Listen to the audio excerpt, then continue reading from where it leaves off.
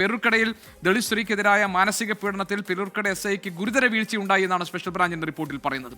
പരാതി കിട്ടുമ്പോൾ എടുക്കേണ്ട പ്രാഥമികമായ നടപടികൾ SI SD പ്രസാദ് പാലിച്ചിട്ടില്ല. പ്രാഥമികമായ അന്വേഷണം നടത്താതെ നടപടിക്രമം പാലിക്കാതെ ഇരയെ കസ്റ്റഡിയിലെടുത്തു.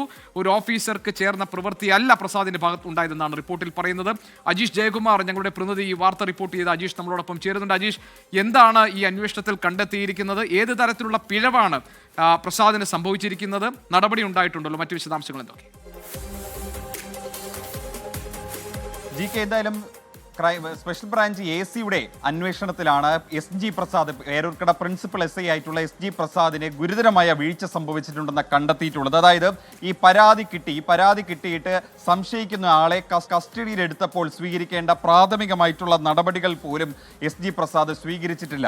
കൂടാതെ തന്നെ ഈ കംപ്ലൈന്റ് കിട്ടി, അതിൽ FIR ഇട്ടു. ആ FIR ഇട്ടതിന്റെ അടിസ്ഥാനത്തിൽ ഒരു പ്രാഥമിക അന്വേഷണം സാധാരണ ഏതൊരു കേസിലും നടത്തേണ്ടതാണ്.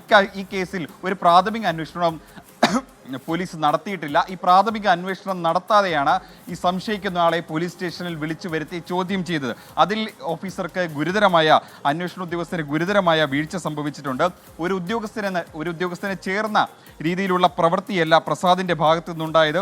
ഈ ഉദ്യോഗസ്ഥൻ പോലീസിന്റെ പ്രതിച്ഛായയ്ക്ക് ആകെ കളങ്കമുണ്ടാക്കിയെന്നും ഈ അന്വേഷണ റിപ്പോർട്ടിൽ പറയുന്നുണ്ട്. പോലീസ് നടപടി ഇരയ്ക്ക് വലിയ രീതിയിൽ ഗുരുതരമായ മാനസിക പ്രയാസമുണ്ടാക്കിയെന്നും സ്പെഷ്യൽ ബ്രാഞ്ച് AC അന്വേഷണ റിപ്പോർട്ടിൽ പറയുന്നുണ്ട്. ഈ റിപ്പോർട്ടിന്റെ അടിസ്ഥാനത്തിലാണ് സിറ്റി പോലീസ് കമ്മീഷണർ ഈ പ്രിൻസിപ്പൽ SIയെ സസ്പെൻഡ് ചെയ്തത്. നിലവിൽ നടപടി ഉണ്ടായിട്ടുണ്ട്. അജീഷ്, ഇതിനകത്ത് രവികുമാർ ചോദിക്കുന്നു, പോലീസ് പ്രശ്നക്കാർ, CISF പ്രശ്നക്കാർ, ED പ്രശ്നക്കാർ, മൊത്തം പ്രശ്നക്കാരാണല്ലോ. അങ്ങനെയല്ല രവികുമാർ അതിനെ കാണേണ്ടത്.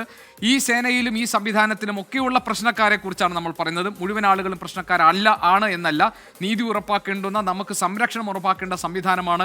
ഉന്നതരായ ഉദ്യോഗസ്ഥരുണ്ട്, മാന്യമായി പെരുമാറുന്നവരുണ്ട്, മൂല്യങ്ങൾ മുൻനിർത്തി നീതിപൂർവ്വം പെരുമാറുന്ന ഉദ്യോഗസ്ഥരുണ്ട്. അവരെ ആരെയും ഇകഴ്ത്തിക്കാട്ടാൻ നമ്മൾ ഉദ്ദേശിക്കുന്നില്ല. അതിലെ പ്രശ്നക്കാരെ കുറിച്ചാണ് നമ്മൾ പറയുന്നത്. അതല്ലാതെ പോലീസ് എന്ന സേനയെ മോശമാക്കാനോ അല്ലെങ്കിൽ ED പോലുള്ള ഒരു സംവിധാനത്തെ മോശമായി ചിത്രീകരിക്കാനോ അല്ല. ഏത് സംവിധാനത്തിലും കുഴപ്പക്കാരുണ്ടെങ്കിൽ അത് നമ്മൾ കണ്ടെത്തണം. കാരണം അത് സമൂഹത്തിന് വിപത്താണ്, നീതി ഉറപ്പാക്കുന്നതിന് തടസ്സമാണ്.